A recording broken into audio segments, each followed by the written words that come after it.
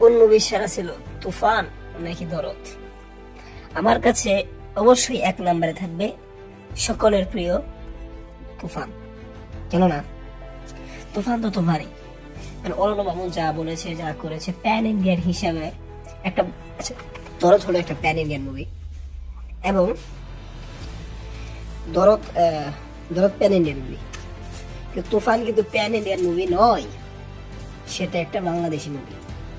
আর বাংলাদেশি মুভির মধ্যে যে পরিমাণ মেকিং রয়েছে, যে পরিমাণ অ্যাকশন রয়েছে, যে পরিমাণ এনার্জি গ্রাফি রয়েছে, যে পরিমাণ ভিএফএক্স রয়েছে, যে পরিমাণ মিউজিক রয়েছে, সে পরিমাণ মিউজিক কিন্তু ইয়ার মধ্যে নেই, দরদের মধ্যে নেই। অর্থাৎ ধরো একটা প্যান ইন্ডিয়ান মুভি হওয়া সত্ত্বেও এরকম ভাবে আনা দরকার ছিল।